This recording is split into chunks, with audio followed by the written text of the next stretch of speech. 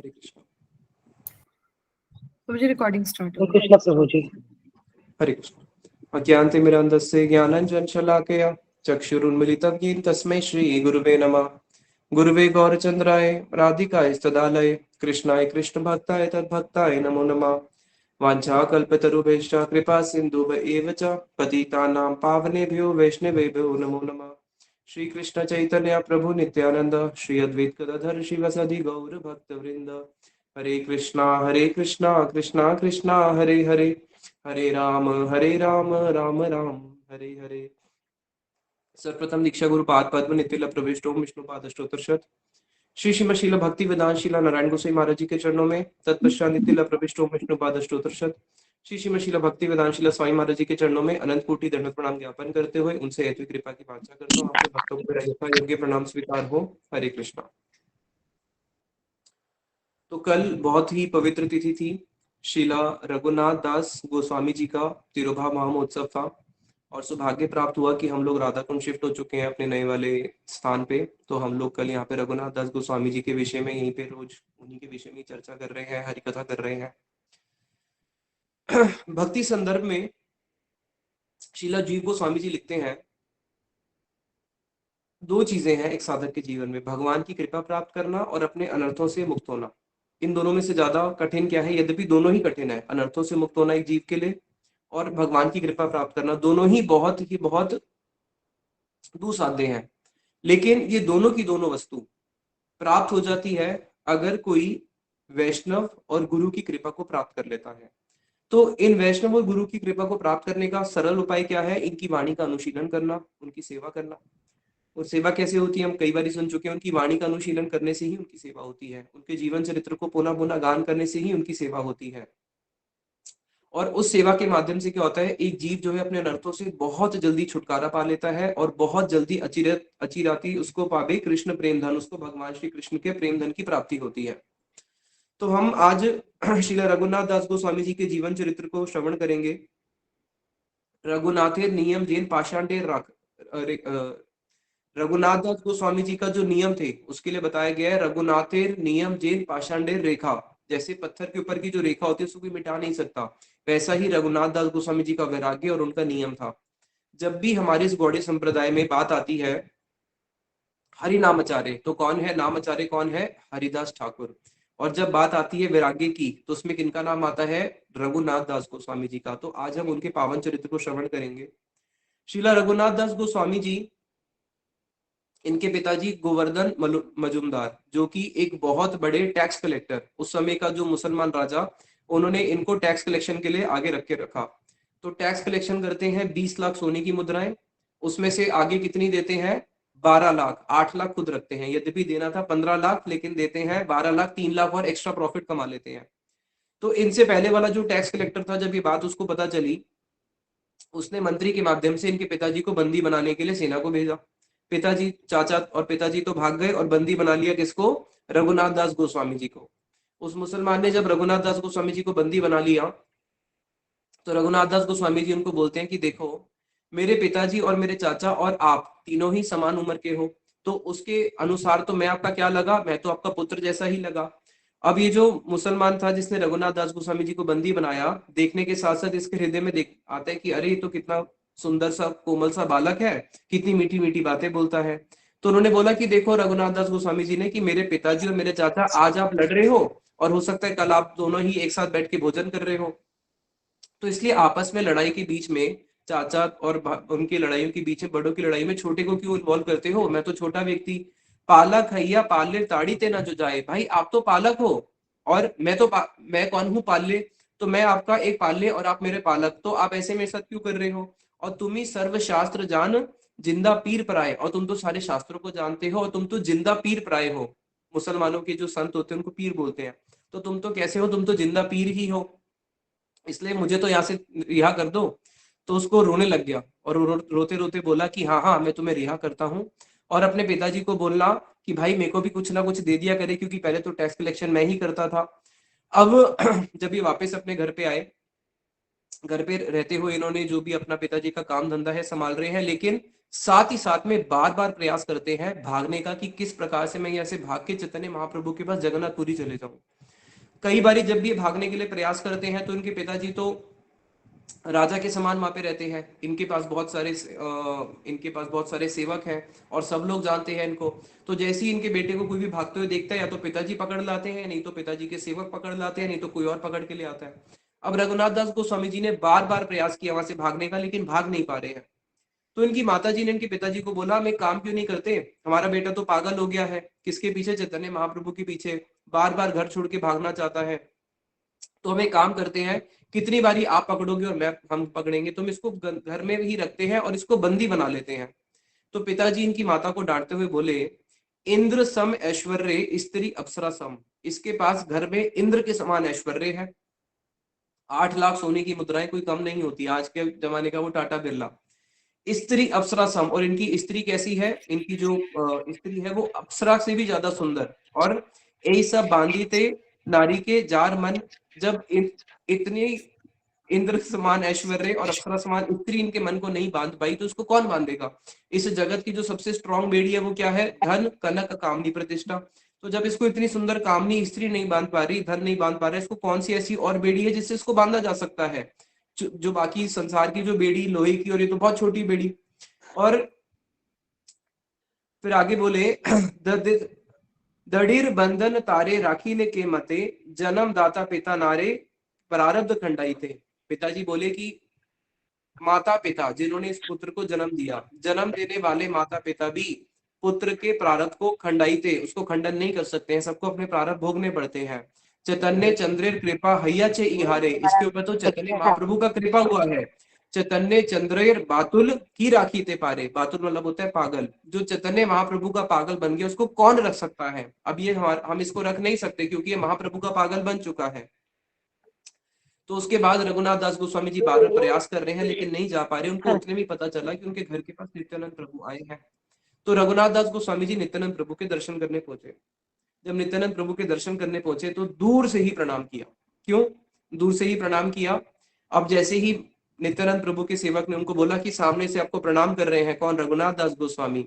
तो नित्यानंद प्रभु बोलते हैं, शूनी प्रभु कहे चोर दीला दर्शन, आज तो मुझे चोर ने दर्शन दिए हैं। क्योंकि चोर कभी दर्शन देता नहीं, चोर तो चोरी करके भाग जाता है, लेकिन ये कैसा चोर है, चोर मुझे दर्शन देने के लिए आया है, यानी कि आज चोर मेरी नजर के सामने खुद ही आ गया। आ आजी तोर करीमु दंडन, आ चोर भाई आज मैं तेरे को दंड दूंगा। फिर वहां पे नित्यानंद प्रभु ने उनको एक दंड दिया। क्या दंड दिया? जिसको सब भक्त लोग जानते हैं, पानी हाटी उत्सव, जिसमें नित्यानंद प्रभु ने बोला, मेरे जितने भक्त हैं इन सबको तुम आज क्या कराओगे, इन सबको तुम आज दही चिड़वा का प्रसाद वितरण करोगे। तो वहां पे दही चिड़वा महोत्सव हुआ। अब इनको चोर क्यों बोला? इनको चोर इसलिए बोला क्योंकि ये महाप्रभु के पास बार बार जाने का प्रयास भी करते हैं, और जब महाप्रभु के पास चले भी गए थे तो महाप्रभु ने इनको वापस लौटा दिया था। वापस क्या बोल दिया था? महाप्रभु ने बोला था, इतना आतुर नहीं होना चाहिए, क्या करो, अंतरे निष्ठा करिए भाई, ये लोक विवाह अच्छी रहते, कृष्ण तुम्हारे करीब उद्धार, मरकट विरागे ना कर लोग दिखाइया, यथा रम विषय भोज अनसक थैया। कि भाई मरकट विरागे मत करो। मरकट विरागे क्या होता है? बंदर पेड़ पे रहता है, साधु की तरह रहता है, कपड़े भी नहीं पहनता है, पेड़ के ऊपर रह रहा है, जो घास फूस मिलती है वो खा लेता है। लेकिन जैसी बंदरियां मिलती है तो क्या करता है? उसके साथ संग करने लग जाता है, कुछ भी मिलता है तो लूटने लग जाता है।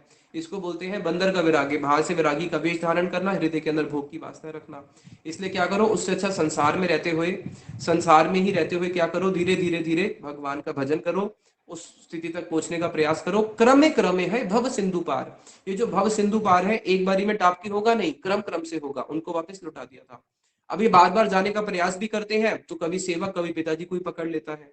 तो इनको चोर क्यों बोला? चोर इसलिए बोला, महाप्रभु संपत्ति किसकी है? नित्यानंद प्रभु की। और ये नित्य महाप्रभु के पास जब पहले गए तो महाप्रभु ने लौटा दिया। क्यों? कि भाई नित्यानंद प्रभु के थ्रू होके आओगे तभी तुम्हें एक्सेप्ट करूंगा, यहाँ पे शिक्षा दे रहे हैं। और अब नित्यानंद प्रभु ने जब इनको दंड दिया तो दंड देने के साथ ही साथ में उनके मस्तक के ऊपर अपने चरण स्थापित करके उनको आशीर्वाद दिया कि अब तुम्हें चैतन्य महाप्रभु की कृपा प्राप्त होगी। तो जब उन्होंने नित्यानंद प्रभु की कृपा प्राप्त करी, वहां पे उनके सब भक्तों को दही चिड़वा महोत्सव किया पानी हाटी गांव में। अब जब वापस अपने घर पे आए तो घर के आंगन में ही इनके दुर्गा मंडप था, वहां पे कुछ दिन रुके। इनके गुरुजी आए, सुबह सुबह भोर का समय था, यदुनंदन आचार्य जी, और बोले कि हमारे जो ब्राह्मण है वो चला गया है, ब्राह्मण के जाने के कारण से क्या है, ठाकुर जी की पूजा अच्छे से हो नहीं रही है, तो तुम जाओ, मेरे साथ चलो और मेरे ब्राह्मण को लेके आओ। इस बहाने से उनको वहां से लेके जाते हैं। भोर का समय था, सब लोग सो भी रहे थे, और आधे रास्ते में ही उन्होंने फिर उनको दिशा दिखा दी कि तुमने कहाँ पे जाना है, जगन्नाथपुरी। तो वहीं से फिर वो निकल पड़ते हैं जगन्नाथपुरी। अब जब जगन्नाथपुरी जाएंगे, बंगाल से जगन्नाथपुरी, अब रास्ते दो मार्ग जाने के, एक है राजमार्ग, जैसे हम टोल टैक्स पे जाते हैं, जगह जगह पे टोल टैक्स होते हैं, मेन रोड हो गई। पहले के समय क्या होता था, राजमार्ग होता था जो एक गांव से दूसरे गांव को आपस में कनेक्ट करता है, और एक होता था वन का रास्ता, अंदर अंदर से वन वन से घूम के जाना पड़ेगा। तो इन्होंने राजमार्ग को त्याग करके वन के मार्ग से जाने का निश्चय किया। राजमार्ग में तो मुझे सब लोग जानते हैं, कोई ना कोई पकड़ ही लेगा, नहीं तो पिताजी को जब पता चलेगा सुबह मैं नहीं हूं, तो कोई ना कोई सेवक को भेज के मुझे बंदी बना लेंगे वापस। अब जब रास्ते में जा रहे हैं, 12 दिन लगे जगन्नाथपुरी जाने में। 12 दिन में से रास्ते में केवल 3 दिन ही भोजन किया, और भोजन भी कैसा किया, कभू चरवण कभू रंदन कभू दुग्ध पान। कभी चरवण यानी कि कभी तो मूढ़ी मिली तो खा ली, कभी रंदन कभी कुछ रसोई बना लिया, और कभी केवल दूध पान ही किया। तो इन 3 चीजों को केवल 3 दिन करते हुए 12 दिन में से आप जगन्नाथपुरी पहुंचे, जो मिला रास्ते में अपने जीवन को धारण करने के लिए, आत्मा और शरीर को एक रखने के लिए ही भोजन किया। अब जब वहां पे पहुंचे, चैतन्य महाप्रभु को प्रणाम किया, तो चैतन्य महाप्रभु ने दूर से प्रणाम किया। क्यों? क्योंकि मेरा शरीर अपवित्र, इतनी दूर से आया हूँ, रास्ते में कैसे कैसे स्थान से होके आया हूँ। तो महाप्रभु को जब दूर से प्रणाम किया, तो महाप्रभु ने इनको उठा के अपने छाती से लगा के आलिंगन किया, इसको बोलते हैं, इनको कृपा आलिंगन दिया। तो सारे भक्त लोग देखने लगे, अरे ये कौन सा भक्त है, रघुनाथ दास गोस्वामी, कितना सौभाग्य जिसको साक्षात चैतन्य महाप्रभु क्या कर रहे हैं, उठा के अपना कृपा आलिंगन प्रदान कर रहे हैं। तो चैतन्य महाप्रभु ने उनको बोला कि देखो रघुनाथ दास, रघुनाथ, तुम्हारे ऊपर भगवान कृष्ण ने बहुत कृपा किया, बहुत कृपा। क्यों? क्योंकि भगवान ने तुम्हें इस संसार के विषय रूपी, विष्ठा रूपी इस संसार के विषय गर्त से बाहर निकाल दिया। विषय गर्त किसको बोलते हैं? संसार के जितने भी विषय हैं जिसको हम लोग भोग कर रहे हैं, इसको महाप्रभु ने बोला ये सब कैसे हैं, ये विषय नहीं है, ये विष्ठा रूपी गर्त है, यानी कि गटर। गटर में क्या होता है, गटर के अंदर सारा मल जाता है। तो ये संसार रूपी गड्ढा जो है, ये कैसा है, इस मल रूपी गड्ढे से तुम्हारा उद्धार कर दिया साक्षात कृष्ण ने। तो तुम्हारे ऊपर तो कृष्ण ने बहुत कृपा किया। साथ ही साथ बोलते हैं, मैं कृष्ण की कृपा को तो जानता नहीं, मैं तो आप ही की कृपा को जानता हूं, आप ही कृपा से हुआ है। फिर चैतन्य महाप्रभु ने आगे बोला रघुनाथ दास गोस्वामी जी को कि देखो तुम्हारे जो पिताजी हैं और मेरे नाना जी जो थे, दोनों आपस में जो है, आपस में सगे संबंधी लगते हैं। तो उस माध्यम से अगर देखा जाए तो तुम्हारे पिताजी भी क्या लगे, मेरे पिताजी के समान ही लगे। पहले संबंध स्थापित किया, फिर उसके बाद उनके पिताजी के बारे में बताया। तुम्हार बाप ज्येष्ठ विषय विष्टा गतेर कीड़ा, कि तुम्हारे जो पिताजी हैं और तुम्हारे पिताजी के जो बड़े भाई हैं, तुम्हारे चाचा ताऊ जो हैं, ये सब के सब कौन है, विषय विष्टा गर्तेर कीड़ा। विषय विष्टा होता है, विष्टा मतलब जो मल त्यागा जाता है, कीड़ा यानी कि मल का कीड़ा। तो तुम्हारे पिताजी कैसे हैं, मल के कीड़े के समान है। मल का कीड़ा जो होता है, वो मल में से बाहर निकल के वापस मल में ही घुस जाता है, ऐसे निकलेगा बाहर घुस जाएगा, उसको मल के बाहर अच्छा नहीं लगता रहना, वो मल के अंदर ही उसका पूरा का पूरा संसार। तो उसी प्रकार से तुम्हारे पिताजी कैसे हैं, संसार के विषय के अंदर इतने डूबे हुए हैं कि विषय के वो कीड़े बन चुके हैं। और अब सब भक्त लोग सोच रहे हैं, अरे इनके पिताजी तो बहुत सारी वैष्णवों की सेवा करते हैं, अपने घर में निरंतर ब्राह्मणों को बुलाते हैं, उनका भोजन कराते हैं, तो महाप्रभु ऐसे क्यों बोल रहे हैं कि वो विषय के कीड़े हैं। तो साथ ही साथ महाप्रभु ने फिर आगे बोला कि देखो तुम्हारे पिताजी जो वैष्णवों की सेवा करते हैं, ब्राह्मणों की सेवा करते हैं, वो वैष्णव नहीं है, तुम्हारे पिताजी वैष्णव पराय हैं। वैष्णव पराय का अर्थ क्या होता है, जो भारी रूप से सारी वैष्णवों की क्रिया करेगा लेकिन वैष्णव नहीं होगा, उसको बोलते हैं वैष्णव पराय। क्यों? क्योंकि वो सारी की सारी सेवा किस लिए कर रहा है, अगर कोई व्यक्ति वैष्णवों की सेवा कर रहा है, ब्राह्मणों को भोजन के लिए बुला रहा है, इस उद्देश्य से नहीं कि मेरे को भगवान की भक्ति हो, इस उद्देश्य से कि मेरा जो है धंधा और बढ़ते रहे, मेरा पैसा और बढ़ते रहे, लोग मेरा मान सम्मान करें कि देखो मैं ब्राह्मणों की सेवा करता हूँ, इस उद्देश्य से करते हैं, इसलिए वो वैष्णव पराय है। जो बाहर से वैष्णव दिखते तो है लेकिन वैष्णव अंदर से नहीं है, अंदर से विषय भोगी है, इसको बोलते हैं वैष्णव पराय। किसी व्यक्ति ने साधु का वेश धारण कर लिया, साधु का वेश धारण करूंगा बहुत सारा धन आएगा, बहुत सारे शिष्य बनेंगे, बहुत सारे स्त्रियों का भोग करूंगा, तो उसको बोलते हैं वैष्णव पराय, कि वैष्णव का वेश धारण किया लेकिन किस लिए, संसार के भोगों को और भोगने के लिए। फिर उसके बाद श्रीमद चैतन्य महाप्रभु ने रघुनाथ दास गोस्वामी जी का हाथ पकड़ के स्वरूप दामोदर जी के हाथ में दे दिया। स्वरूप दामोदर कौन, महाप्रभु के अंतरंग परिकर स्वरूप दामोदर और राय रामानंद, विशाखा सखी और ललिता सखी। तो उनका हाथ पकड़ के स्वरूप दामोदर जी के हाथ में दे दिया और बोले, ए रघुनाथ आमी समर्पिनु तुम्हारे, पुत्र भृत्य रूपी तुम्ही करे अंगीकारे, कि आज मैं इस रघुनाथ को तुम्हें समर्पण करता हूं, तुम इनको या तो अपना पुत्र मान के या फिर तुम इनको अपना भृत्य, अपना दास मान के आज से तुम इनको अपनी सेवा में स्वीकार करो। और आज से महाप्रभु के गणों में 3 रघुनाथ हो गए। पहले रघुनाथ दास गोस्वामी, जिनको बोल दिया स्वरूपेर रघु, ये स्वरूप के रघु हो गए। क्यों? क्योंकि स्वरूप दामोदर जी को इनको अर्पित किया। दूसरे वैद्य रघु, महाप्रभु के एक परिकर थे रघुनाथ जो कि वैद्य थे, और एक रघुनाथ भट्ट गोस्वामी। तो वहां पे अब रघुनाथ दास गोस्वामी जी, इतने दिनों से उन्होंने कुछ भोजन किया नहीं है, तो महाप्रभु के जो अपने पर्सनल सेवक है गोविंद, गोविंद को आदेश दिया कि तुम मेरा प्रसाद रोज इनको दोगे। तो चैतन्य महाप्रभु का जो उचिष्ट प्रसाद है, गोविंद महाप्रभु के सेवक किसको प्रदान करते हैं? रोज रघुनाथ दास गोस्वामी जी को देते हैं। रघुनाथ दास गोस्वामी जी ने 1, 2, 3, 4 और 5 दिन महाप्रभु के उस प्रसाद को ग्रहण किया। छठे दिन से उन्होंने महाप्रभु का उचिष्ट प्रसाद लेना बंद कर दिया। और क्या किया? जगन्नाथपुरी में जगन्नाथ जी के आगे जो सिंह द्वार है, उस सिंह द्वार पे जाके खड़े हो गए और अपनी ऐसे झोली लेके, और क्या करते हैं? सबसे भिक्षा मांगते हैं। अब भिक्षा से ही जीवन निर्वाह करूंगा, महाप्रभु का को क्यों कष्ट देना, महाप्रभु से का प्रसाद क्यों लेना? क्योंकि यहाँ पे जो सारे भक्त लोग हैं वो भी क्या करते हैं? भिक्षा से ही करते हैं। तो मैं कोई वीआईपी ट्रीटमेंट थोड़ी ना लूंगा कि महाप्रभु का सेवक मुझे प्रसाद देने के लिए आएगा। प्रसाद लेना बंद कर दिया। तो महाप्रभु ने पूछा कि स्वरूप दामोदर से क्या हुआ, वो प्रसाद आज लिया नहीं? तो बताया कि अब वो आपका प्रसाद ना लेके खुद जाके भिक्षा मांगना शुरू किया। इतना बड़ा राजा का पुत्र क्या कर रहा है? भिक्षा मांग रहा है। महाप्रभु ने उनको बोला नहीं, अपनी तरफ से ही प्रसाद दे रहे थे। जब इनके अपने आप अंदर से आएगा तो वैसा करेंगे, मैं क्यों बोलूं? तो अंदर से ही क्या हुआ? चैत्य गुरु के रूप में उनको आया कि अब मुझे क्या करना है? भिक्षा मांगना है। ये तो भगवान के निज परिकर है। हमें साधन भजन, हम साधक को कैसे जीवन में आचरण करना चाहिए, क्रम से सिखा रहे हैं। अब जब वहां पे भिक्षा मांगना शुरू किया, तो जब ये महाप्रभु ने बात सुनी तो महाप्रभु बड़े प्रसन्न हुए। महाप्रभु भक्त गण विराग्य प्रधान, जार देखी प्रीत है गौर भगवान। महाप्रभु के भक्तों के अंदर सबसे दंडवत क्या प्रणाम है? प्रभु जी। उस वैराग्य को देख के महाप्रभु बड़े आनंदित होते हैं। अब उन्होंने क्या किया? महाप्रभु ने यहाँ पे शिक्षा दिया कि विरागी का कर्तव्य क्या है? विरागी का कर्तव्य है सदा नाम संकीर्तन, शाक पात्र फल मूले उदर भरण। भाई जो भी मांग के खाने को मिल जाए उससे अपना उदर भरण करो, और क्या करो? केवल भगवान का नाम संकीर्तन करो। यही विरागी के 2 कर्तव्य हैं। पहला नाम संकीर्तन करना, दूसरा अपने उदर भरण करने के लिए जो मिल जाए उसको ग्रहण कर लेना। अब एक दिन जब वो सिंह द्वार में भिक्षा मांग रहे हैं, इस प्रकार से भिक्षा से अपना जीवन निर्वाह कर रहे हैं, उन्होंने स्वरूप दामोदर जी से प्रश्न पूछा, अरे की लागी छाड़ीला घर ना जानी उद्देश्य, मुझे समझ में नहीं आता कि मैं अपना घर छोड़ के क्यों आ गया। की मोर कर्तव्य प्रभु कर उपदेश, आप मुझे उपदेश दीजिए कि मेरा कर्तव्य क्या है, मुझे करना क्या है।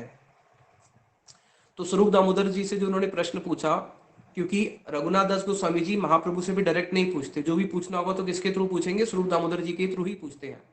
तो स्वरूप दामोदर जी समझ गए कि ये प्रश्न, ये उत्तर मेरे से नहीं जानना चाहते, ये महाप्रभु से ही जानना चाहते हैं। तो स्वरूप दामोदर जी ने जाके महाप्रभु को बोला कि रघुनाथ दास गोस्वामी मेरे से पूछ रहा है कि साध्य साधन के बारे में बताओ, कि क्या साधन है, क्या साध्य है, मैंने घर क्यों छोड़ा है, मेरे लिए क्या उपदेश है।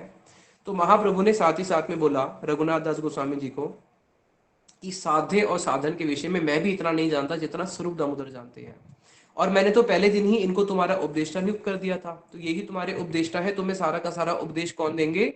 स्वरूप दामोदर ही देंगे। लेकिन फिर भी अगर तुमने मेरे से पूछा है तो एक उपदेश मैं तुम्हें दूंगा। अब यहाँ पे महाप्रभु ने एक उपदेश दिया। ये जो उपदेश है, ये इस उपदेश का कितना गुरुत्व होगा हम लोग समझ सकते हैं कि जब उन्होंने अब घर बार सब छोड़ के आए भजन करने के लिए, महाप्रभु से उपदेश मांग रहे हैं, तो महाप्रभु ने केवल एक उपदेश दिया, तो उस उपदेश का कितना गुरुत्व होगा, कितना इंपॉर्टेंट होगा साधक के जीवन में, इसको समझने का प्रयास करना। और इसको सुनने के बाद हम इस उपदेश को बहुत लाइटली ले लेते हैं। क्या उपदेश है? ग्राम्य कथा ना सुनीबे, ग्राम्य वार्ता ना बोलीबे, भालो ना खाइबे और भालो ना परिबे। कि भाई ग्राम्य कथा ना बोलना, ना ग्राम्य कथा सुनना। ग्राम्य कथा का अर्थ होता है कृष्ण इतर वार्ता, कृष्ण को छोड़ के जितनी भी वार्ताएं हैं वो सारी की सारी ग्राम्य वार्ताएं हैं। उस ग्राम्य कथा को तो ना सुनना और ना बोलना। अगर हम अपने जीवन में देखें, प्रायः जीवन इसी में चला जाता है, ग्राम्य कथा बोलने में और सुनने में, किसने क्या किया, क्या खाया, क्या पिया, क्या हो रहा है, इस देश में क्या हो रहा है, उस देश में क्या हो रहा है, इस सारी की सारी ग्राम्य कथाएं हैं। तो महाप्रभु बोल रहे हैं ना तो इसको सुनना है ना इसको बोलना है। भालो ना खाइबे और भालो ना परिबे, ना तो अच्छे कपड़े ढंग बहुत अच्छे अपने आप को सजाना है और ना ही बिल्कुल सिंपल रहना है, जिसको शिला प्रभुपाद जी बोलते थे ना, सिंपल लिविंग हाई थिंकिंग। भालो ना खाइबे, और ज्यादा भालो भालो खाना भी नहीं है, ज्यादा सुंदर सुंदर वस्तु खानी भी नहीं है। अब ये जो उपदेश है एक साधक के जीवन में बहुत महत्वपूर्ण उपदेश है, जिसको हम लोग बहुत लाइटली ले लेते हैं। दुनिया भर की बातें करना, प्रजल्प करना, और उसके उससे क्या होता है, हमारी जो चित्त वृत्ति है वो संसार में और लिप्त होती रहती है। लेकिन जब हम इन ग्राम्य कथाओं को छोड़ देते हैं, जैसे कभी आप लोग नवदीप परिक्रमा आए हो या कार्तिक परिक्रमा आए हो, आप लोगों ने इस चीज को अनुभव किया हो जो परिक्रमा में आए हैं। नवदीप परिक्रमा में सुबह 4 बजे मंगला आरती होती है, 4 भी क्या, पौने 4 ही मंगला आरती शुरू हो जाती है, 4:15 तक मंगला आरती समाप्त, 4:15 बजे डोला निकल जाता है। वापिस आते आते दोपहर के 2-3 बज जाते हैं, इतने थक जाते हैं बिस्तर के अलावा कुछ दिखता ही नहीं है। फिर शाम को उठे, शाम को कथा होता है, कीर्तन होता है, सेवा होती है, प्रसाद पाया या प्रसाद वितरण किया, पूरे दिन के चले हुए हैं। फिर अगले दिन सुबह उठना है 3 बजे 2:30 बजे, और फिर उठ के निकलना है, 1 सेकंड का समय नहीं होता। और पूरे 5 दिन की जो 6 दिन की परिक्रमा होती है गौर पूर्णिमा मिला के, ग्राम में कथा बोलने का समय ही नहीं मिलता। इसलिए जितने भी लोग नवदीप परिक्रमा या कार्तिक परिक्रमा आते हैं बोलते हैं भाई बैटरी चार्ज हो गई। क्यों? क्योंकि संसार के बारे में कुछ सोचने का समय ही नहीं मिल रहा, अपने आप को उसमें इतना एंगेज रखते हैं। तो अगर किसी को कृष्ण भक्ति में आगे बढ़ना है और उसको कृष्ण प्राप्त करने हैं, तो शिला त्रिविक्रम गोसाई महाराज जी बोलते थे Krishna is not a share holder, Krishna is proprietor. एक कंपनी में बहुत सारे शेयर होल्डर होते हैं, सबके पास उस कंपनी का उतना मालिकाना होता है, लेकिन प्रोप्राइटर में केवल एक मालिक होता है और कोई ये नहीं क्लेम कर सकता कि इस कंपनी में मेरा कोई शेयर है। तो Krishna is fully proprietor, he is not a share holder. तो अगर कृष्ण को देना है तो हमें पूरा देना पड़ेगा। डिवोटी मीन्स अपने आप को हमें 100% डिवोट करना पड़ेगा। यहाँ तक कि अगर 99.1% करेंगे तब भी होगा नहीं। तो अगर किसी को उस स्टेज तक पहुंचना है, कृष्ण प्रेम प्राप्त करना है, तो उसके लिए बहुत महत्वपूर्ण उपदेश है, ग्राम्य कथा ना सुनीबे और ग्राम्य वार्ता ना कहीबे। फिर वहां पे श्रीमन चैतन्य महाप्रभु ये को पता चलता है कि ये भिक्षा मांग रहे हैं, और उसके बाद उन्होंने सिंह द्वार में भिक्षा मांगनी भी बंद कर दी। तो जब सिंह द्वार में भिक्षा मांगनी भी बंद कर दी, चैतन्य महाप्रभु को पता चला कि अभी भिक्षा भी नहीं मांगते, अभी क्या करते हैं, छत्र पे जाते हैं। छत्र क्या होता है? छत्र होता है कोई एक ऐसे पॉइंट्स होते हैं जहाँ पे साधुओं के लिए कोई भक्त या फिर कुछ ऐसे ग्रुप ऑफ कम्युनिटी जो आगे आते हैं और जो छत्र चलाते हैं कि जो भी साधु लोग हैं वो क्यों इतनी मेहनत करेंगे, प्रसाद बनाने के लिए पहले जाएंगे, लेके आएंगे, फिर काटेंगे, रंधन करेंगे, छत्र में आओ, बना बनाया लेके चले जाओ, भगवान को भोग लगाओ और पाओ। तो कुछ ऐसे भक्त लोग होते हैं जो छत्र चलाते हैं। अब जब उनको पता चला कि ये छत्र पे जाना शुरू किया, छत्र में क्या है, अगर आप भिक्षा लेके बना रहे हो तो आपका जो मन करा वो बना सकते हो, आज ये खाना है, आज वो खाना है, लेकिन छत्र पे तो ये ऑप्शन नहीं है। छत्र पे तो जो मिलेगा वही आपको ग्रहण करना पड़ेगा। तो अब इन्होंने क्या किया, सिंह द्वार पे खड़ा होना, भिक्षा मांगना ही बंद कर दिया, छत्र पे जाना शुरू कर दिया। जहाँ पे छत्र चलते हैं वहां से कुछ लेके आते हैं। राधा कुंड में बहुत सारे छत्र चलते हैं जहाँ पे बाबा जी लोग अपना सुबह कमंडल लेके जाते हैं, जो भी दाल सब्जी बनी होती है, गिन के दाल सब्जी मिलती है, गिन के रोटी मिलती है, और उसी से ही अपना जीवन निर्वाह करते हैं। तो यहाँ पे जब महाप्रभु को पता चला कि अब इन्होंने छत्र मांगना शुरू किया, तो चैतन्य महाप्रभु ने बोला, प्रभु कहे भाल कैला छाड़ीला सिंह द्वार। बहुत अच्छा किया कि सिंह द्वार पे खड़ा होना छोड़ दिया। सिंह द्वारे भिक्षा वृत्ति वैश्याचार, अरे सिंह द्वार पे खड़े होकर भिक्षा मांगने तो वैश्या का आचार है। वैश्या क्या करती है, देखती है किसके पास कितना धन होगा, कौन मुझे कितना धन दे सकता है, और जो भी उसके आमने सामने जो भी उसके पास लोग आते हैं सबसे पहले वो यही कैलकुलेशन मूड लगाती है कि इसके पास कितना धन होगा। और भिक्षावृत्ति भी क्या है, अच्छा ये व्यक्ति स्कूटर पे आया है तो ये तो मुझे ज्यादा भिक्षा नहीं दे पाएगा, ये गाड़ी पे आया है ज्यादा दे पाएगा, इससे सोने की चेन पहनी है तो बहुत अमीर है और ज्यादा भिक्षा दे पाएगा, देखने से तो बहुत अच्छे घर का लगता है, ये तो मुझे बहुत भिक्षा दे देगा। तो भिक्षावृत्ति तो वैश्य का आचार है। तो ये तो अच्छा किया उन्होंने छोड़ दिया। लेकिन अब यहाँ पे प्रश्न होता है, हमारे जितने भी गुरुवर है उनके नाम के आगे लगता है त्रिदंडी भिक्षुक स्वामी, वो तो भिक्षा करते हैं। और यहाँ पे महाप्रभु कह रहे हैं भिक्षा छोड़ के अच्छा किया, भिक्षा तो वैश्य की वृत्ति है। तो इसका सामंजस्य क्या है? इसका छोटा सा सामंजस्य ये है कि हमारे गुरुवर जो भिक्षा करते हैं वो किसके लिए करते हैं, वो अपने उदर भरण के लिए केवल नहीं करते, वो भिक्षा करते हैं उन लोगों के कल्याण हेतु, कि अगर ये कुछ भगवान की सेवा के लिए देंगे इससे इनका कल्याण होगा, ना कि इस उद्देश्य से कि ये मुझे ज्यादा पैसा देगा, धन देगा तो मैं अपने भोग में लगाऊंगा। उस प्रकार की वृत्ति जो है वो वैश्य की वृत्ति। अब उन्होंने क्या किया, छत्र पे जाना शुरू किया। तो महाप्रभु कहते हैं छत्र जाई यथा लाभ उदर भरण, छत्र पे जाने से तो दो लाभ है। उदर भरण तो हो ही जाएगा, अन्य कथा नहीं सुखे कृष्ण संकीर्तन, और उनको दूसरे लोगों से बात भी नहीं करनी पड़ेगी। अगर कोई भिक्षा देने के लिए आते हैं तो उससे टाइम तो लगता है, एनर्जी तो जाती है, बात तो करनी पड़ती है, उतना समय बचेगा, उतने में भगवान का नाम संकीर्तन और करेंगे। तो वहां पे अब चैतन्य महाप्रभु ने देखा कि अब मैं इनको गिरिराज शिला दूंगा सेवा करने के लिए।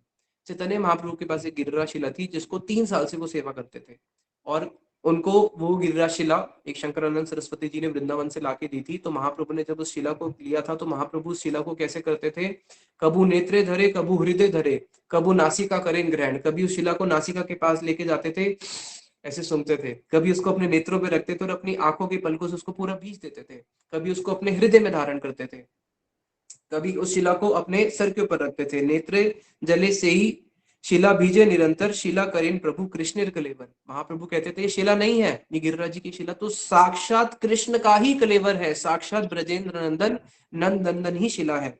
तो यही मात्र 3 वस्त्र शिला माला धरीला। तो महाप्रभु ने इस प्रकार से 3 साल उस शिला का सेवा किया।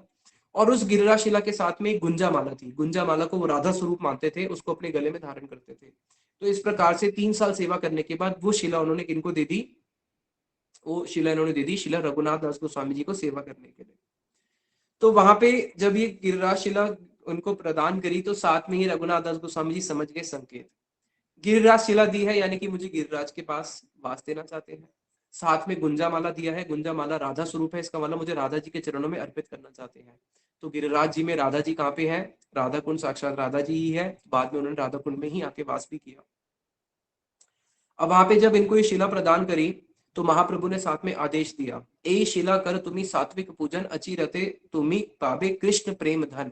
तुम इस शिला का अच्छी से सात्विक रूप से पूजन करना, उसके प्रभाव से क्या होगा, जो कृष्ण प्रेम धन जिसको प्राप्त करना बहुत कठिन है, कठिन क्या नेक्स्ट टू इम्पॉसिबल ही है, अविरंचित ब्रह्मार वांछित जे प्रेम, जिस प्रेम को आज तक ब्रह्मा जी नहीं प्राप्त कर पाए उसकी वांछा करते हैं, जिस प्रेम को प्राप्त करने के लिए शिव जी जो है नंदीश्वर पर्वत में ब्रज में एक पर्वत का रूप धारण करके बैठे हैं, जिस प्रेम को प्राप्त करने के लिए लक्ष्मी जो है आज तक क्या कर रही है, बेलवल में तपस्या कर रही है।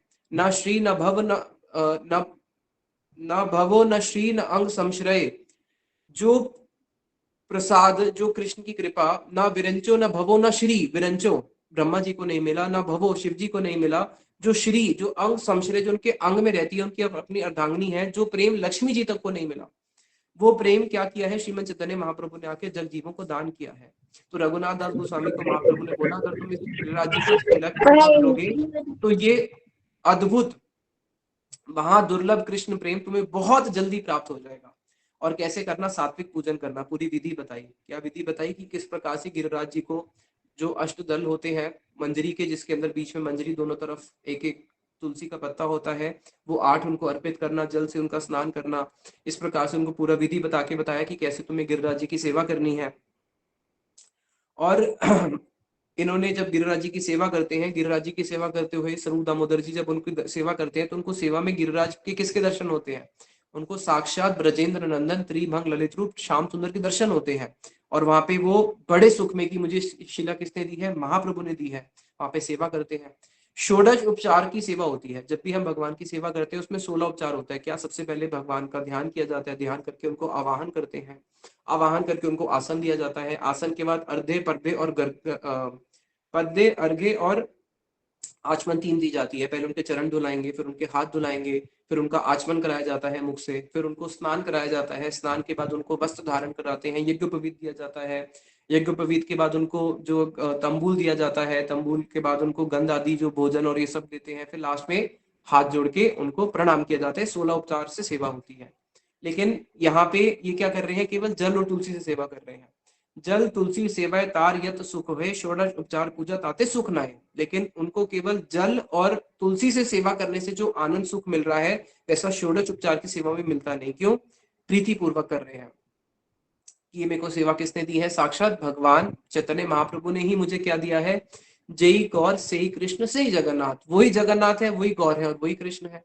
तो वही चैतन्य महाप्रभु ने आके मुझे अपना ही स्वरूप गिरिराज मुझे सेवा के लिए दिया, जो अभिन्न है कौन, नंद नंदन से।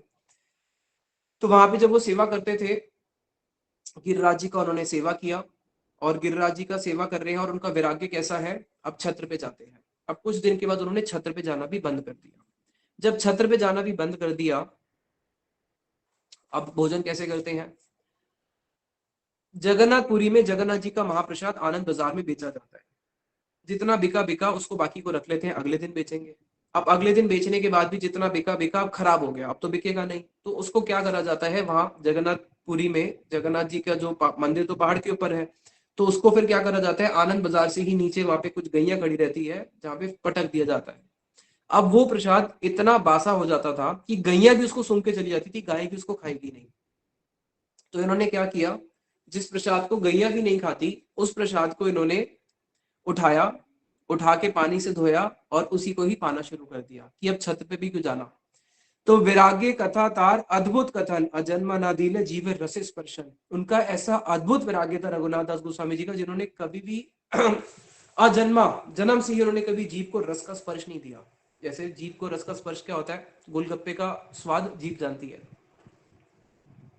गुलाब जामुन का स्वाद वो भी जीव जानती है, भल्ले पापड़ी का, डोसे का, सब्जी का, मलाई का, रसमलाई का, सारे जीव ये जो है सारे स्वाद जानती है। अरे ये गुलाब जामुन अच्छा नहीं बना, वो देखो अग्रवाल स्वीट कितना बढ़िया गुलाब जामुन बनाता है, उसका गुलाब जामुन अच्छा। जीव को सारे स्वाद पता है, सारे स्वाद ये जानती है, और सारे स्वाद के पीछे पागल भी होती है, आज ये स्वाद करूंगी तो कल वो करूंगी। लेकिन उन्होंने कभी भी अजन्मा, उन्होंने अपनी कभी जीभ को रस का स्वाद ही नहीं दिया, उनको पता ही नहीं स्वाद होता क्या है, ऐसा उनका अद्भुत वैराग्य था जिसके बारे में जीव कभी कल्पना भी नहीं कर सकता। फिर आगे बताया कि जब वो इस प्रकार से करते थे तो स्वरूप दामोदर जी को जब ये बात पता चली, स्वरूप दामोदर जी उनके पास गए, बोले स्वरूपे कहे ऐसे अमृत खाओ नीति नीति, अरे इतना सुंदर अमृत तुम इस अकेले अकेले खाते हो, आमा सबाए नहीं दे कि तुम्हारी प्रकृति, अरे ये तुम्हारा कैसा नेचर हो गया, कैसा प्रकृति स्वभाव हो गया कि तुम इसको अकेले ही पान कर रहे हो और हमें अमृत को पान नहीं करा रहे हो। और जब ये बात चैतन्य महाप्रभु को पता चली कि अब स्वरूप रघुनाथ दास गोस्वामी जी क्या करते हैं, उस चावल को लेके ही खाते हैं जिसको गाय भी नहीं खाती, उसको धो के खाते हैं।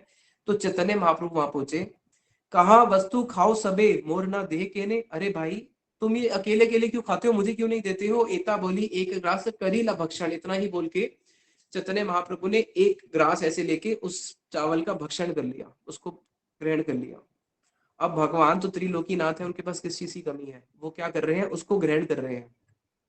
और आर ग्रास्त लीला स्वरूप हते धरीला, जैसे उन्होंने दूसरा हाथ धारण किया उसको पकड़ने के लिए, तो स्वरूप दामोदर जी ने साथ ही साथ में क्या किया, उनके हाथ को ऐसे करके पकड़ लिया और उनको लेने नहीं दिया। तो वहां पे तब योग्य नहीं बलि, तब योग्य नहीं बलि बले कादि लीला, और उनके हाथ से खींच लिया, अरे ये आपके योग्य सोनी ना है, आप तो कौन हो, साक्षात भगवान जो है भोक्ता राम, यज्ञ तपस्याम सारे भोक्ता है, सब यज्ञ के हर चीज के भोक्ता राम भगवान कृष्ण है, तो आपके लिए योग्य नहीं है। तो प्रभु बोले नीति नीति नाना प्रसाद खाई, ऐसे स्वाद आर कोनो प्रसाद ना पाई, अरे मैं तो कितने सारे व्यंजन खाता हूँ, लाखों लाखों व्यंजन खाता हूँ, कितने करोड़ों भक्त भगवान के, अनंत भक्त अनंत व्यंजन को भोग लगाते हैं, लेकिन आज तक ऐसा सुंदर प्रसाद तो मैंने कभी नहीं पाया, इसमें बड़ा आनंद आ रहा है। उसमें आनंद किस चीज का है, उसमें एक साधक का विरह का आनंद है। जब साधक भगवान के लिए क्रंदन करता है, साधक भगवान के लिए रोता है, उसमें भगवान को एक बड़ा आनंद आता है, और भगवान उस आनंद का भगवान भी अनुभव करते हैं। जब एक साधक भगवान के लिए रोता है, भगवान भी उसका अनुभव कर रहे हैं। अगर भगवान उसका अनुभव नहीं कर रहे होंगे तो साधक रोएगा क्यों, क्योंकि ये तो क्या है, भगवत गीता में भगवान कहते हैं ना कि जो जितने परिमाण के अंदर मेरे प्रति शरणागत होता है, मैं उतने परिमाण के अंदर रेसिप्रोकेट करता हूं। तो अगर कोई भगवान के लिए क्रंदन कर रहा है तो डेफिनेटली वहां से कुछ आदान प्रदान हो रहा है, तभी वो क्रंदन कर रहा है, नहीं तो उसका आंसू नहीं निकलेंगे, उसके आंसू तभी निकलेंगे जब वहां से रेसिप्रोकेशन आ रहा है। तो वहां पे श्रीमन चैतन्य महाप्रभु इस प्रकार से उनका हाथ पकड़ लेते हैं, ओ करू दामोदर जी।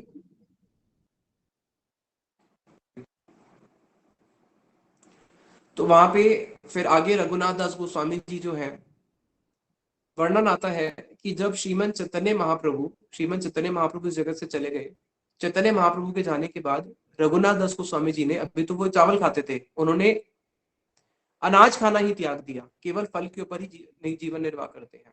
और कहाँ पे आ गए, वृंदावन में आ गए। जब वृंदावन में आए, किस लिए आए, महाप्रभु के विरह में वो वृंदावन में अपने देह त्याग करने को के लिए गोवर्धन में आए। गोवर्धन में जब आए तो यहाँ पे सनातन गोस्वामी और रूप गोस्वामी जी ने उनको रोका, बोले कि अगर देह त्याग से ही भगवान मिल जाते तो कोटि कोटि बार हम भी देह त्याग करते, भगवान देह त्याग करने से नहीं, भगवान भजन करने से मिलते हैं। और यहाँ पे उनको स्थान दिया भजन करने के लिए। राधा कुंड पे रहते हुए रघुनाथ दास गोस्वामी जी ने आश्रय लिया सनातन गोस्वामी और रूप गोस्वामी जी का, और उनका आश्रय लेते उन्होंने भजन करना शुरू किया। जब उनका आश्रम में रहते हुए उन्होंने भजन करना शुरू किया, उसके बाद जब उनको पता चला कि अब सनातन गोस्वामी बात जी इस जगत से चले गए हैं, तो उन्होंने, अभी तो केवल फल खाते थे, तब उन्होंने फल खाना भी त्याग दिया, अब केवल जल पे ही जीवन निर्वाह करते हैं। और जब उनको पता चला कि कुछ समय बाद रूप गोस्वामी जी ने भी इस जगत से अपनी लीला को विश्राम दे दिया, तो रूप गोस्वामी जी के जाने के बाद उन्होंने फिर क्या किया, जल का भी त्याग कर दिया, और अब जीवन निर्वाह कैसे करते हैं, राधा कृष्ण के नाम से ही केवल अपना जीवन निर्वाह करते हैं, सब कुछ ही खाना त्याग दिया। ऐसा उनका अद्भुत वैराग्य था। और यहाँ पे रहते हुए केवल कैसा उन्होंने वास किया, जब वो राधा कुंड पे रहते हैं तो बताया गतवन मदाई राधा सुपुरति हरिण शिलत हृदय स्फुटम द्रवत्यम इति यदि शुणुमति श्रुति तते। कैसी उनकी राधा जी के चरणों में निष्ठा है, दिन रात केवल क्रंदन करते रहते हैं। हा राधे ब्रज देवी के च ललिते हे नंद सुनो कुता। हा राधे ब्रज देवी के, हे ब्रज की देवी राधिके, हे ललिते हे नंद सुनो कुता, हे ललिता सुंदरी हे नंद सुनो कुता, आप कहाँ पे हो। श्री गोवर्धन कल्प पाद पतले कालंदी बने कुता, क्या आप गोवर्धन की तलहटियों में हो या फिर आप कलंदी के तट पे वृंदावन में हो। घोषंताभ इति सर्वतो ब्रज पूरे खेदेर महाविवलौ, प्रेम में विवल होकर पूरे ब्रज के अंदर भ्रमण करते हुए रोते हुए हा राधे हा कृष्ण कहाँ पे हो, इस प्रकार से भ्रमण करते हैं। संख्या पूर्वक नाम गान नति भी कालावसानी कृतम, अपना समय कैसे व्यतीत करते हैं, संख्या पूर्वक नाम गान, संख्या पूर्वक नाम गान करते हैं। इसी प्रकार से अपना, और फिर क्या करते हैं, संख्या पूर्वक नाम गान नति भी कालावसानी कृतम, और हजारों हजारों दंडवत प्रणाम करते हैं।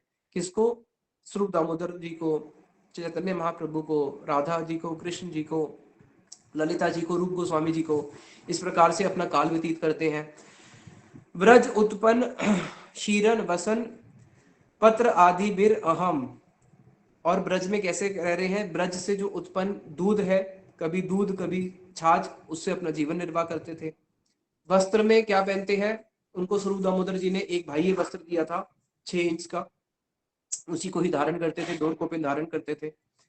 घास फूस का बना हुआ जो एक कुटिया है, उसी कुटिया में रहते हैं, और अपना दिन पूरा भगवान का नाम करते हुए, ग्रंथ पढ़ते हुए काटते हैं, और इस आशा से बैठे हैं कि कुंडे गिरी कुल वरे च एव समय मरिषि तु प्रेष्य सरसी खलो जीवति पुरता, कि मैं जब मेरा समय आएगा, मैं अपना समय इस कुंड के तीर पे ही, इस राधा कुंड के तीर पे ही अपना जीवन निर्वाह, अपना जीवन शेष करूंगा, भक्तों के संग में कथा कीर्तन करते हुए ही अपना जीवन शेष करूंगा। और दिन रात केवल क्रंदन ही क्रंदन करते हैं। कैसा क्रंदन, विलाप कुसुम अंजलि, विलाप करते करते करते करते उन्होंने राधा जी के चरणों में अपने विलाप को कुसुम के रूप में अंजलि प्रदान करी, जिसका नाम ही हो गया ग्रंथ का विलाप कुसुम अंजलि। अपना विलाप करते हुए जो राधा जी के चरणों में उन्होंने प्रार्थनाएं करी है, तवई वास्मिन ना जीवा में त्वय बिना इति विज्ञाय देवी तवय नय माम चरणांतिकम, हे राधा रानी त्वई वास्मिन त्वई वास्मिन त्वई वास्मिन, मैं आपकी हूँ आपकी हूँ आपकी हूँ। आप इस बात को जान के क्या करो, ना जीवा मैं त्वय बिना, आपके बिना मैं अपने प्राणों को धारण नहीं कर सकती।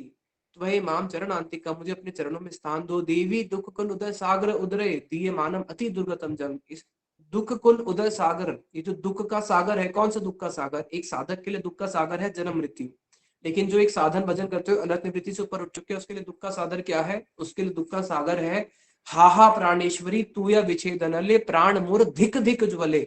जैसे कभी आग लगती है तो आग से क्या होता है, धुआं निकलता है और वस्तु जल जल के राख होना शुरू हो जाती है। तो उसी प्रकार से मेरी स्थिति कैसी हो रही है, हाहा प्राणेश्वरी, मेरे प्राणों की ईश्वरी, आपके बिना मेरा क्या हो रहा है कि आप ही मेरे प्राणों की ईश्वरी हो। और प्राणों की जो ईश्वरी है, अगर ईश्वरी नहीं रहेगा तो प्राण कैसे रहेंगे। हाहा प्राणेश्वरी तू या विच्छेद अनले, आपके विच्छेद रूपी अनल के अंदर मेरा प्राण कैसे हो रहे हैं, धिक धिक ज्वले, मेरे प्राण जो है धिक धिक करके ज्वल रहे हैं। जिसको उन्होंने बड़ा सुंदर बोला, त्वद आलोकन काल ही दंशेर एव मृतम जन्म, मेरा जो जन्म है वो मृत प्राय हो रहा है। कैसे, आपके अदर्शन रूपी जो काल है, ये जो आपके मैं दर्शन नहीं कर पा रहा, वही मृत मेरे लिए कैसे हो रहा है, वही मेरे लिए सर्प के समान है जो मुझे डसता जा रहा है। त्वत पदाब्ज हम इल्लाक्ष्यम भेजिर दशवे जीवये, और मेरे लिए जीवन की एकमात्र औषधि कौन है, आपके चरणों का लगा हुआ जो आलता है, जो कुमकुम है, वही मेरे प्राणों की रक्षा कर सकता है। इस प्रकार से वो दिन रात केवल क्या कर रहे हैं, राधा जी का नाम ले लेके क्रंदन कर रहे हैं, प्रार्थनाएं कर रहे हैं, उनसे सेवा की बार बार भिक्षा मांगते हैं कि मुझे राधा जी मुझे अपनी सेवा में नियुक्त करो। एक एक सेवा का उन्होंने नाम लिया कि कब ऐसा होगा राधा जी कि मैं आपकी कौन सी सेवा में नियुक्त होऊंगा, जिसके अंदर छींडी पे कांटे हारे पड़े पड़े थे फसिया घिसिया, कि जिसके अंदर आप और प्राणेश्वर प्राण प्रियतम कृष्ण और राधा जी का निकुंज में लीला हो रही है। और उस लीला के अंदर उनका क्या हुआ है, उनका जो हार है प्रेम कला के अंदर, उनका जो हार है वो टूट के गिर चुका है। और कब ऐसा होगा, उस दासी के रूप में मैं उस हार को नियुक्त करूंगा और आपकी कृपा प्रसाद को प्राप्त करूंगा। इस प्रकार से दिन रात केवल क्रंदन करते हैं।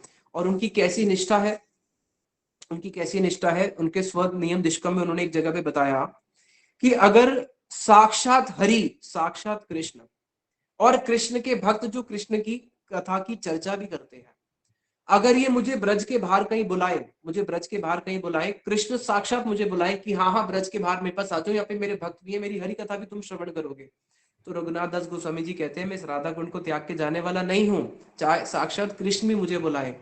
और अगर मुझे यहाँ राधा कुंड पे इस ब्रज में रह के मुझे संसार के भौतिक लोगों के साथ भौतिक वार्ता करनी पड़ेगी, मैं वो भी कर लूंगा, लेकिन मैं ब्रज को त्याग के नहीं जाने वाला।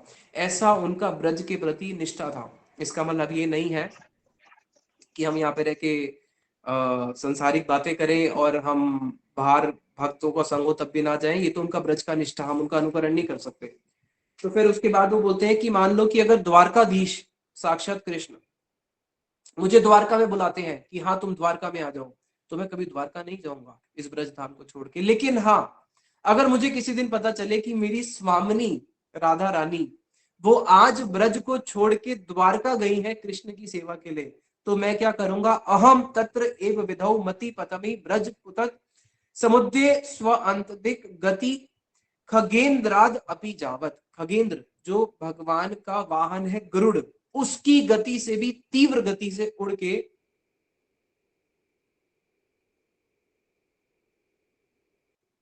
उसका गति बहुत तीव्र, किसा गरुड़ का, एक क्षण के अंदर वो पूरे विश्व की कितनी बारी विक्रम की भी गिरी नहीं। लेकिन मैं राधा जी के प्रति मेरा इतना स्नेह, इतना आतुर है उनकी सेवा के लिए कि मैं उसकी गति से भी तीव्र गति से जाऊंगा और उसकी तीव्र गति से कहां पहुंच जाऊंगा, उस द्वारका में जहां पे कृष्ण बुला रहे तो नहीं जा रहा, लेकिन आज जब मुझे पता चला स्वामी है तो उनसे भी तीव्र गति उड़ के मैं वहां पे चले जाऊंगा, इसलिए सेवा करने के लिए अपनी प्राणेश्वरी श्रीमती राधा रानी की। फिर आगे अपने वो स्वनियम दशम के अंदर बोलते हैं, प्रवीणम गंधर्वाम अपि च निगमेश तत् प्रिय तमाम। जो सारे के सारे निगम बोलते हैं प्रिय तमाम, कौन है, कृष्ण की प्रियतमा कौन है, प्रिय प्रियतम राधा और कृष्ण युगल सरकार। या एकम गोविंदम मजती कपटी कपटी दाम्बिकया, अरे जो अपनी कृष्ण की भी जो प्रियतमा है राधा रानी, जो उनको छोड़ के मेरी प्राणेश्वरी गंधर्विका को छोड़ के जो क्या करता है, कृष्ण का गोविंद का अकेले भजन करता है, वो दाम्भिक है और वो कपटी है। तद अभ्यरण्य शीर्णिम क्षणम अपि ना यामी व्रतम इदम, मैंने तो एक ही व्रत लिया है कि ऐसे दाम्भिक और ऐसे कपटी व्यक्ति का ना तो मैं कभी संग करूंगा और ना ही कभी मैं उसका दर्शन करूंगा। तो इस प्रकार से उनके अंदर ब्रज के प्रति, राधा जी के प्रति तीव्र लालसा, कैसा उन्होंने यहाँ पे रह के भजन किया है, कैसे दिन रात केवल क्रंदन कर रहे हैं। गुरुदेव बोलते थे कभी चना कभी वो भी मना, कुछ भोजन ही नहीं करते हैं, केवल छाछ पे रह के, चुल्लू पर छाछ पे रह के अपना उन्होंने इस प्रकार से यहाँ पे जीवन निर्वाह किया। तो रघुनाथ दास गोस्वामी जी का जो जीवन चरित्र है वो हमारे प्रयोजन आचार्य हैं, संबंध अभिदय प्रयोजन, संबंध के आचार्य हैं हमारे शिला रूप गोस्वामी जी, सनातन गोस्वामी जी, अभिधेय के आचार्य हैं शिला रूप गोस्वामी जी, और प्रयोजन के आचार्य हैं शिला रघुनाथ दास गोस्वामी जी। प्रयोजन क्या है, कृष्ण प्रेम। तो हम लोग बहुत फॉर्चुनेट है कि हम लोग एक ऐसी संप्रदाय में आए हैं जहाँ पे ऐसे इतने रसिक आचार्य हुए हैं जिन्होंने इस जगत को ऐसा अद्भुत वो प्रेम अपने ग्रंथों के माध्यम से, उनके स्तवावली हो, उनका मन शिक्षा हो, उनका ये जो ग्रंथ है विलाप कुसुमांजलि हो, वो इस जगत को ऐसा धन देके गए हैं जो इस जगत में कहीं भी नहीं है। तो इसलिए हम लोग उनके चरणों में प्रणाम करते हैं। और अभी हम तो क्योंकि राधा कुंड पे हम लोग शिफ्ट हुए हैं तो हम तो रोज ही रघुनाथ दास गोस्वामी जी के विषय में ही कथा कर रहे हैं और आगे भी कुछ दिन तक उन्हीं के विषय में ही हमारी कथा चलेगी। तो अब कल बड़ा ही बोनस आ रहा है भक्तों के लिए, कल आ रहा है कार्तिक व्रत। तो कार्तिक व्रत को बोलते हैं ऊर्जा व्रत, कार्तिक व्रत को ही बोलते हैं नियम व्रत। क्यों, कार्तिकेय, कार्तिका एक राधा जी का भी एक नाम है, उसी से नाम हुआ कार्तिक व्रत। तो कार्तिक को नियम सेवा व्रत क्यों बोलते हैं? यहाँ पे तो राधा कुंड पे सब इसको नियम सेवा व्रत बोलते हैं। नियम सेवा क्यों? क्योंकि हम लोग सेवा तो करेंगे लेकिन एज अ वॉलंटियर नहीं, हम सेवा करेंगे एज अ सेवक। सेवक और वॉलंटियर में बहुत अंतर। सेवक वो है जिसने अपना सब कुछ त्याग के क्या कर रहा है, भगवान की सेवा कर रहा है नियम पूर्वक। और वॉलंटियर क्या है, जब मन करेगा आएगा, जब मन करेगा नहीं आएगा। तो हम लोग कैसे नियम सेवा, यानी कि अब हम लोग कुछ नियम बनाएंगे और इस नियम को मैं पूरा अच्छे से कार्तिक मास में पालन करूंगा। और उसके प्रभाव से क्या होगा, उसके प्रभाव से क्या होगा, हमें भगवान कृष्ण का कृपा जो है बहुत जल्दी प्राप्त होगा। तो हम लोग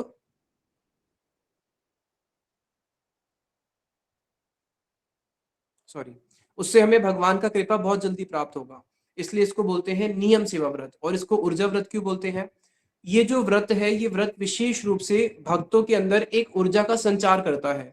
अगर कोई इस नियम व्रत को अच्छे से पालन करता है, अच्छे से पालन करने से क्या होगा, हमको भगवान की कृपा तो बहुत जल्दी प्राप्त होती है। भगवान ने 4 महीने, जैसे होते हैं ना टैक्स, अब आप लोग बताओ कितना परसेंट टैक्स है भारत में? 30% टैक्स है। अगर आप अच्छे इनकम कमाते हो आपको 30% टैक्स देना पड़ता है।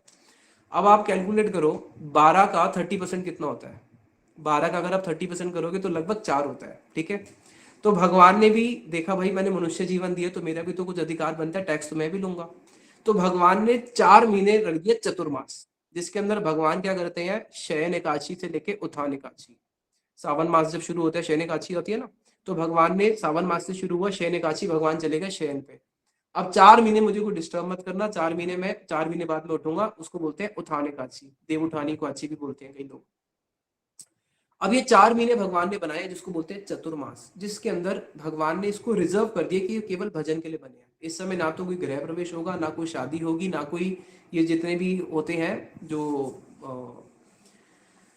कर्म कांड के अंतर्गत, ये कुछ भी नहीं होगा। इसलिए 4 महीने सबका गृह प्रवेश बंद, 4 महीने सबकी शादियां बंद। ये 4 महीने केवल मैंने किस लिए प्रिजर्व करके रखे हैं, भजन करने के लिए। अब चलो भाई तुम 4 महीने नहीं कर सकते तो सरकार भी बोलती है ना, ठीक है जिन्होंने टैक्स नहीं दिया, ये इतना लास्ट डेडलाइन आ रही है, इसमें इतने में आप अपना टैक्स दे दो, हम वो क्लियर कर देंगे। तो अगर आप 4 महीने नहीं दे सकते भजन के, तो भगवान ने बोला चलो ठीक है, कम से कम 1 महीना तो दे दो, उसको बोलते हैं कार्तिक। अब इस कार्तिक व्रत के अंदर जो देवी देवता है, देवी देवता भी क्या करते हैं, देवी देवता भी अपने सारे स्वर्ग के कामों को छोड़ के यहाँ पे आके क्या करते हैं, भगवान का भजन करते हैं, वो भी ब्रज में आके। तो ये कार्तिक व्रत बना ही केवल किस लिए है, भगवान के भजन करने के लिए ही ये व्रत बना है, और इसका और कोई प्रयोजन ही नहीं है। और भगवान जो कार्तिक व्रत है वो साक्षात आप ये मान के चलो राधा रानी ही है। अब साक्षात ठाकुर जी अगर हमारे सामने, जैसे एकादशी तिथि को क्या बोलते हैं, एकादशी तिथि को बोलते हैं एकादशी तिथि भक्ति जननी यथने पालन करी हरि वास तिथि, इसको बोलते हैं हरि वास तिथि, माधव तिथि। यानी कि इस तिथि में हरि का वास है, इस तिथि में साक्षात माधव तिथि है, भगवान ही अपने आप को जो तिथि के रूप में एक्सपैंड करते हैं, तो दैट इज एकादशी। उसी प्रकार से जब श्रीमती राधा रानी जीवों पे कृपा करने के लिए आती हैं तो वो किस रूप में आई है, कार्तिक मास में हमारे सामने आई है। अब ये कार्तिक मास में हम भगवान की सेवा करेंगे। अगर स्वाभाविक बात है, अगर हमारे पास घर पे अगर भगवान आ जाए तो हम क्या करेंगे, अगर किसी के घर पे भगवान आ जाए तो भगवान की सेवा ही तो करेगा, और क्या करेगा। तो जो दुष्ट होगा वो नहीं करेगा, जो सज्जन है वो तो भगवान अगर आएंगे तो भगवान की सेवा करेगा ही करेगा, भक्त तो उसके बिना कैसे रह सकता है। तो अब उसी प्रकार से भक्तों के सामने भगवान किसके रूप में आए हैं, भगवान आए हैं कार्तिक के रूप में, कार्तिक मास के रूप में। तो अब कार्तिक मास में हम लोग क्या करते हैं, कुछ छोटे छोटे नियम है, उन नियमों को करने से क्या होता है, भगवान की तो प्रसन्नता होती ही है, हमारे अनर्थ भी दूर होते हैं, और बहुत जल्दी हमारा जो मन है भगवान की ओर तीव्र गति से दौड़ता है। तो इसलिए कार्तिक में विशेष रूप से 2 नियम तो सभी करना। एक तो जो जितनी माला करते हैं उसको बढ़ा दीजिए, अगर कोई 16 करते हैं तो 32 कीजिए, 32 करते हैं तो 64 करें, जो 64 करते हैं वो तो 64 भी रहे, और बढ़ा सकते तो अच्छा है। तो अपने नाम संख्या को बढ़ाना, कार्तिक में दीपदान करना। दीपदान के लिए हम लोग दामोदर अष्टक का पाठ करते हैं जितने भी भक्त लोग हैं, और दामोदर अष्टक के साथ में अगर कोई चाहे तो राधा जी का जो कृपा कटाक्ष भाजना में उसको गा सकते हैं। नहीं तो बहुत सुंदर सुंदर कृष्ण जी के अष्टकम है, ब्रजसून अष्टकम है, उसको गा सकते हैं, नमामि नंदन में उसको गा सकते हैं। तो कोई ना कोई कीर्तनों का आप चयन कर सकते हैं कि इन कीर्तनों को मैं गाऊंगा। हम लोग जो कीर्तन गाएंगे वो भी मैं आपको बताऊं, हम लोग सिद्धि लालसा वाले कीर्तन गाते हैं, जो नरोत्तम दास ठाकुर जी के द्वारा, भक्ति विनोद ठाकुर जी के द्वारा, लोकनाथ दास गोस्वामी, महाप्रभु के और भी जो अन्य भक्त हैं इस हमारे गौड़ीय संप्रदाय में, जिन्होंने बड़े ही सुंदर लालसामय कीर्तन लिखे हैं। राधा कृष्ण प्राण मोर युगल किशोर, कहाँ है मेरे राधा कृष्ण प्राण मोर, जो युगल किशोर, जो मेरे प्राण है। तो ये जितने भी हमारे कीर्तन है, देखीते देखीते भूली वो वा कबे निज स्थूल परिचय, देखते देखते कब ऐसा होगा भजन करते करते मैं अपना स्थूल परिचय ही भूल जाऊंगा। वृषभानुपुरे जन्म लईबे जावटे विवाह हबे, और क्या होगा, वृषभानुपुर में मेरा जन्म होगा बरसाना में, और जावट में जाके विवाह होगा, तो राधा जी का हुआ है। ब्रज गोपी भाव हई बे स्वभाव, मेरा स्वभाव ही बन जाएगा ब्रज गोपी भाव। तो ऐसे बहुत सारे सिद्धिमय कीर्तन है। कबे कृष्ण धन पाबो, नरोत्तम दास ठाकुर जी का, कब ऐसा होगा कि मैं कृष्ण प्रेम धन को प्राप्त करूंगा। बड़े सुंदर सुंदर ये सिद्धिमय, इनको बोलते हैं लालसामय कीर्तन, जिसको गाने से हमारे हृदय के अंदर एक लालसा उत्पन्न हो जाती है उस ब्रज में जाके राधा कृष्ण की सेवा करने की। तो हम तो उन कीर्तनों को रोज शाम को 7 बजे गाएंगे। अगर आप लोग गाना चाहें तो हम 1-2 दिन आपको रिकॉर्डिंग्स और लाइव भी कर देंगे, ताकि आप भी उन कीर्तन को समझ लें। तो आप लोग भी अपने कुछ नियम बनाएं इस कार्तिक व्रत में, जिस नियम को आप अच्छे से पालन करें, और उस नियम को पालन करने से क्या होगा, हमारे अनर्थों से हम बहुत जल्दी मुक्त होकर भगवान की उस सेवा को प्राप्त कर पाएंगे। और इस कार्तिक में हमारी ब्रजमंडल परिक्रमा भी होती है 1 महीने की, कोई इसको ज्वाइन करना चाहे तो कर सकते हैं। और हमारी 5 दिन की 7 डेज की अलग से परिक्रमा होती है लास्ट के कार्तिक के विषम पंचक में, जो स्टार्ट होती है, जिसमें हम 7 डेज के अंदर पूरा ब्रज गाड़ियों से ट्रैवल करते हैं। तो अगर आप लोग जो भी दिल्ली या आसपास के एरियाज में रहते हैं, जो वृंदावन के पास में ही है, अगर आप लोग यहाँ पे आके रहना चाहें कार्तिक में 1 दिन 2 दिन या वीकेंड्स पे, तो आप हमसे संपर्क कर सकते हैं, आप यहाँ पे आके रह सकते हैं। यहाँ पे हमारा सुबह बहुत अच्छा टेम्पल प्रोग्राम के शेड्यूल्स हैं, जिसमें सुबह 3:30 हम लोग उठते हैं, 4 बजे हमारी मंगला आरती होती है 4:30 तक, फिर 4:30 से 6:30 2 घंटे चैंटिंग क्लास होती है। कई लोग उस 2 घंटे के अंदर गिरिराज जी की परिक्रमा भी करके आ जाते हैं। 6:30 बजे हम मॉर्निंग कीर्तन करते हैं 45 मिनट्स, फिर 45 मिनट्स क्लास होती है। सेम ऐसे ही शाम को भी चलता है, संध्या आरती, कीर्तन और क्लास। अगर कोई चाहे तो यहाँ पे आके राधा कुंड पे भी 2 दिन 3 दिन के लिए आ सकते हैं। अब इतना ही बोल के मैं वाणी को विश्राम देता हूँ। निताई गौर प्रेमानंदे, हरि हरि बोल। वांछा कल्पतरुभ्यश्च कृपा सिंधुभ्यश्च पतितानां पावनेभ्यो वैष्णवेभ्यो नमो नमः। एक हरे अनाउंसमेंट कृष्णा और है, प्रभु जी, एक एक अनाउंसमेंट और है, क्वेश्चन। एक हरे अनाउंसमेंट कृष्णा और है, प्रभु जी, एक दंडवत सेकेंड, प्रणाम। एक सेकेंड, एक अनाउंसमेंट और है। कार्तिक में हमारा पूरे 30 दिन तक प्रोग्राम चलेगा, 30 डेज। वो 30 डेज हमारा जो प्रोग्राम चलेगा, शाम को आई थिंक 8:30 का टाइम है, जिसमें जितने भी स्टूडेंट्स हमारे कोर्स में पिछले 3-4 सालों से जुड़े हुए हैं, वो रोज रात को क्लासेस करते हैं, जिसमें हम कृष्ण जी की जितनी भी लीलाएं हैं, भगवान कृष्ण का वस्त्र चोरीकरण, उनका माखन चोरी करना, उनका झूलन लीला, उनका अरिष्टासुर को मारना, उनका पूतना का उद्धार करना, उनकी बाल्य हरे लीलाएं, उनकी दामोदर हरे लीलाएं, ये प्रभु सारी जी। की सारी लीलाएं पूरा महीना चलेंगी। तो उसका भी शेड्यूल आपके पास ग्रुप में आ गया होगा, उसमें भी आप लोग अपना नाम रजिस्टर करा सकते हैं, जिसमें आप उन कथाओं को बोलेंगे। उसमें नाम सुनने वाला नहीं, बोलने वाला है। आप सब लोगों को एक एक दिन आना है और अपने नाम रजिस्टर करा के उन सारी कथाओं को आपको बोलना है। तो उसको भी आप पूरा 1 महीना अटेंड कर सकते हैं। हरे कृष्णा। हरे कृष्णा प्रभु जी, दंडवत प्रणाम। प्रणाम। हरे हरे कृष्णा प्रभु जी, दंडवत प्रणाम।